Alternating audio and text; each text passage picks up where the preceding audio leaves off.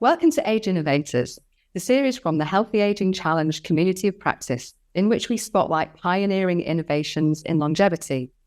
We ask leading researchers and innovators what inspired their work and how it has the potential to impact people's lives. I'm Karen Wilkinson from Innovate UK KTN, and in this episode, Helen Crampin, Innovation and Technology Lead from the Innovate UK Healthy Ageing Challenge, talks to Alosh K Jose, co-founder and CEO of Cricketqube. Cricketqube are breaking down the barriers of ethnicity, age and gender to get more people involved in playing cricket. Hi everyone. So I've been working with the Healthy Ageing Challenge for 4 years now, and I'm very, very privileged to welcome one of our SBRI funded social enterprises, Cricketqube. Alosh is the CEO and founder, and I am actually going to let him introduce himself. And then if he could give us a flavour of what Cricketqube is and its main aims for us, that'd be great. Thanks, Alosh. Yeah, thank you so much, Helen, for having me. My name is Alosh. I'm the co-founder and CEO of Cricketqube, which we are based in Newcastle, and we deliver cricket sessions specifically for ethnic minorities and older adults. So that's our remit. We do have other sessions, but these are our main focus areas. Brilliant, thank you. So, what I'd really like to understand, and I think it'd be really nice for the audience, is how you began this journey. So, what inspired you to start this? What were the main drivers behind it, and how did you make that decision on which direction to go in? Well, I did a master's in sports management. I've been playing cricket since I was 4 or 5 years old, like everyone in India.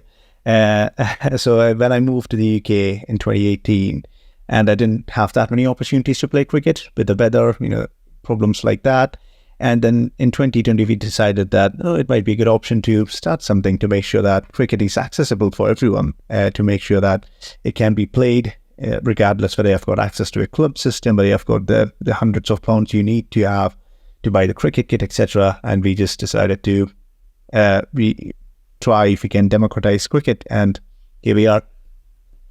So, well, just to understand a little bit more about what you hope the main outcomes from this program will be, because we, obviously we've been working together for quite a long time now. I understand that quite well, but it would be good for our audience to kind of understand what you really hope that this program will have led to.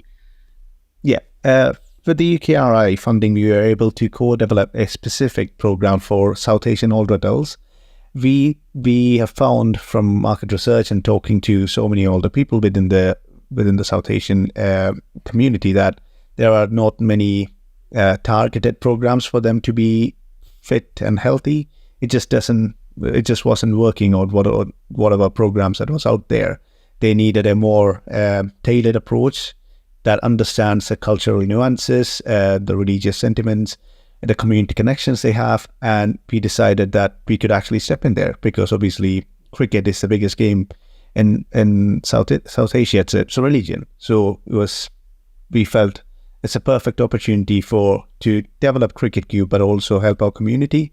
I am also from the South Asian community, so I understand how people feel about these things, and we decided that we can co-develop something with the community leaders, participants, etc., and then make cricket accessible for people, so they can come in every week, play cricket, and find new connections, make new friends, and then be happy and healthy. Do you think your lived experience and your background has actually made you a much better, shall we say, person to lead this type of project, because you do understand the challenges and the culture and what the issues are there? Yes, I would say that has helped me quite a lot. I've worked with older people on a personal level and also on a professional level, whether it's volunteering or even working with my own grandparents. For example, my grandmom, she had dementia, and we just didn't know about that because it wasn't a big thing in India. We thought that was so natural. And now, but I've learned more about it and learned how we can actually change these things, change even the perceptions within the community, and the lack of access to information like this through a program like this. It just made more sense for me to lead this, understanding how things were working in my community. What do you think your biggest challenges have been And, which challenges have you overcome? And just, tell us a little bit about the biggest challenge maybe that you've overcome and how you managed to do that.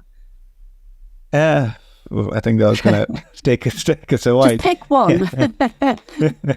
I think, for example, to change perceptions within the community, that itself was a challenge.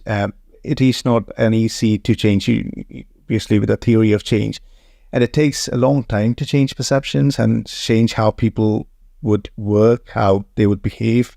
The small behavioral changes that makes the biggest impact, that takes time. And so the project was really helpful in that sense, because that kind of allowed us to have 4 to 6 weeks of trial sessions to get to more people, speak to them. And I think that was one of the biggest challenges to ensure that someone who's living, let's say, a mile away from a session center, to just come to there, even though the session is not free, for them to actually get there. The transportation, what are the things that leading them? For example, we have Indian or South Asian snacks for them to come in, and that is actually a big driver. It's from just a sporting event, it becomes more of a community session. There's food, there's cricket, there's curry, things like that. I think that's some of the challenges we have overcome. Just a quick challenge would be another one that we are facing right now would be financial challenges, because South Asians, especially Bangladeshis and Pakistanis, they have the lowest median income across any ethnic minority in the ethnic group in the UK, and for them to pay for the sessions is impossible. And physical activity is one of the first things that anyone cuts when there is a financial crunch, and that's a challenge that we have to deal with. Yeah, absolutely. And I do understand this, obviously, because we have worked together for a while. But again, it would be good for the audience to understand where you see the innovation in this program. I mean, I actually think it's quite obvious, but if you could just put it in your own words, because obviously we fund innovative projects. So where do you think the real innovation is in this particular project? I think the innovation itself lies in the work we do with the community. So everything we do is actually informed by what the community wants. Obviously, we have to understand that South Asian community is quite large. You have Indians, Pakistanis, but within those regions itself, there will be subcategories. To understand how each of those subcategories perceive sports and perceive physical activity, that is one of the innovations that we have been able to do through the project. So we have been able to speak to Hindu temple leaders and Muslim mosque imams, work with the Sikh community. So these things to give us an overall view of what each community, each sub-communities within the South Asian community needs, and then tailor programs with their needs. I think that has been one of the biggest innovations we had. I think this is where we are different from the mainstream options, where you have a gym and then you just ask people, there's a gym, go be active. It just doesn't work like that. We need to understand the nuances, and I think that's the innovation of the project comes from. We understand really well that behaviour change is one of the hardest things to actually initiate. So if you can look at the way we do it in a different way, like you are, obviously, it has, it really has that impact and benefit, doesn't it? Can you share, I would say, the major success you've had over the past couple of years through this program? What would you see as being the most amazing thing you've done over the past 2 years, because of the funding or because of the project? Yeah, I think because of the funding, that obviously gives us a really good platform to grow from. So when we started delivering our first cricket sessions, which was at the end of 2021, because of COVID, even though we launched in 2020, we couldn't do anything proper for the first 18 months. But once we delivered our first session in December 2021, now we've got more than 30 sessions a month. So from one session a week, we've got 6 or 8 sessions going every week, and which I think it's absolutely incredible. We work with ethnic minority groups. We have got people from Ghana, Nigeria, India, Bangladesh, Pakistan, all playing cricket together, and I think it just makes me so happy. And many of them haven't played cricket before. And while the communities from India and Pakistan, they have played cricket before. So there's actually a huge connect between, generally we don't have too many instances where, for example, black older adults and South Asian older adults working together. And this is one of the rare instances where someone from Pakistan saying to someone in Nigeria, "Oh, this is how you hold the bat." And I think I don't know how to quantify the financial benefits of those interactions, but I think it's absolutely great for the British community that we can build these relationships.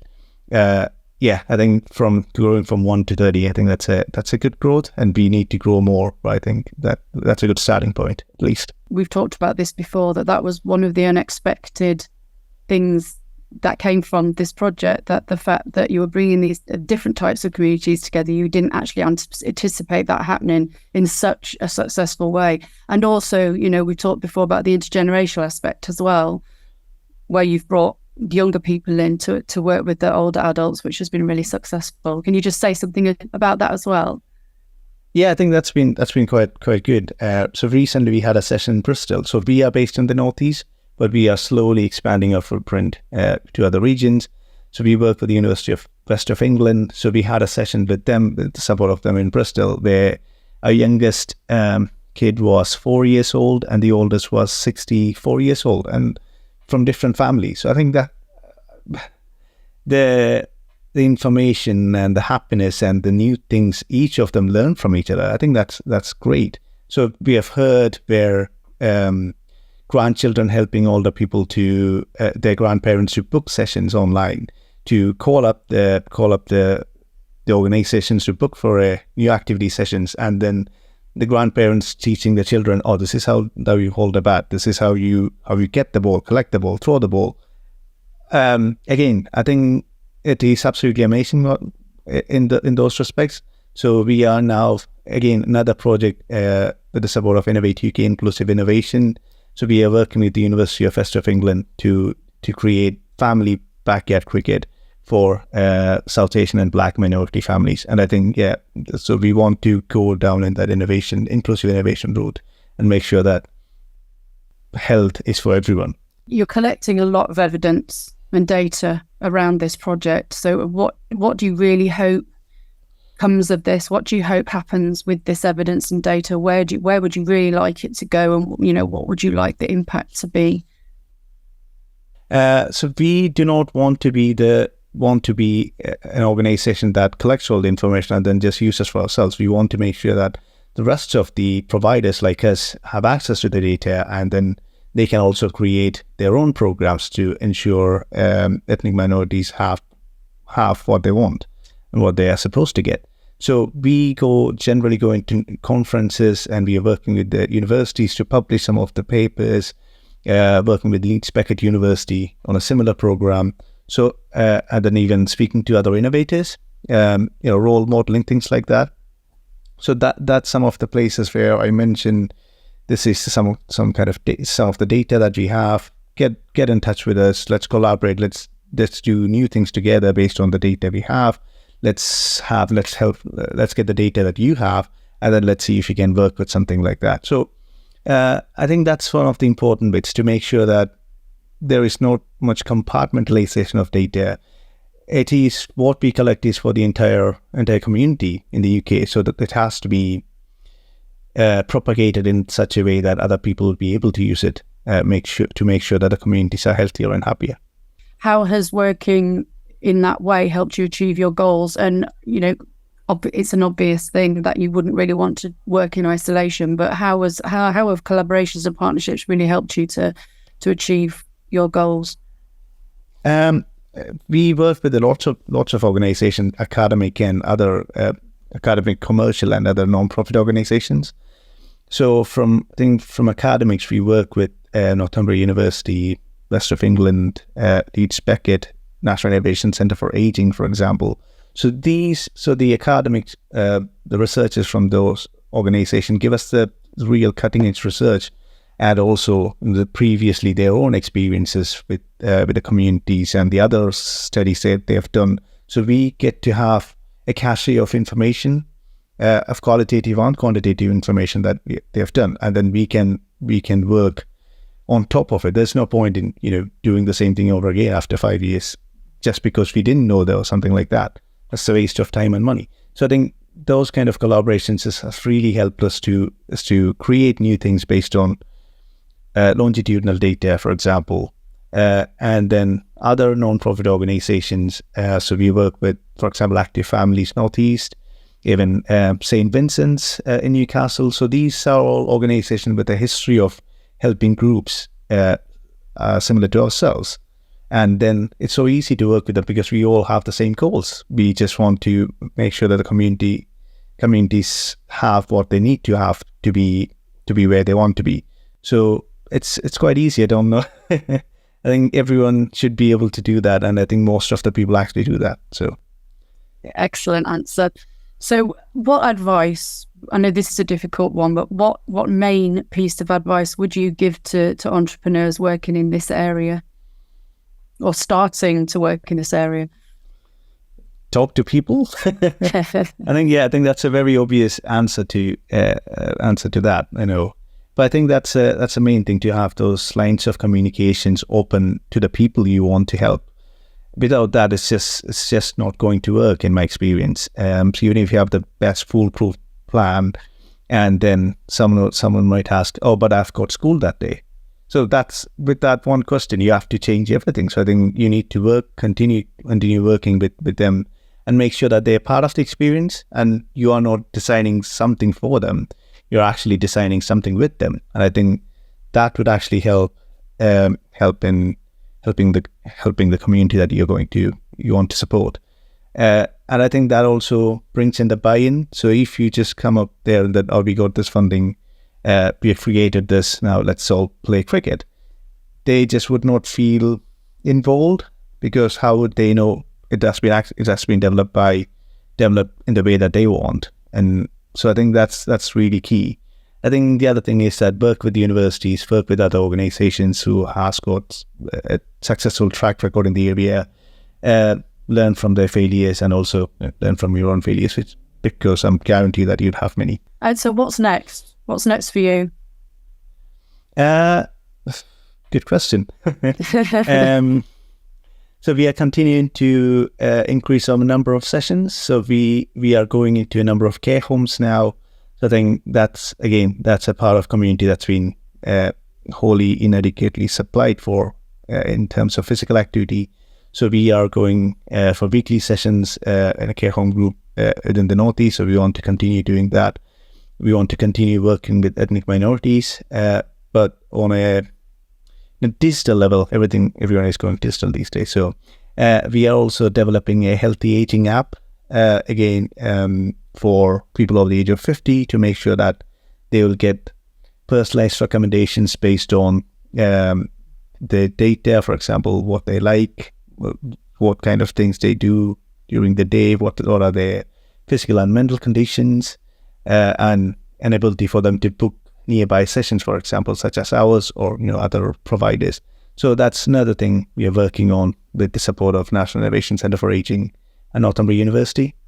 So yeah, fingers crossed we have success on both counts. It's been a real privilege to work with you over the past few years, and I will be following your journey very, very closely, believe me. So yeah, thanks, Alosh. It's been really, really interesting. Yeah, thank you so much, Helen, for having me and also supporting me over all these years. Without this, I'm sure that we would not have been sitting here. Yeah, it's been brilliant. Thanks, Alosh. Thank you. Thanks for joining Age Innovators, and watch out for more episodes.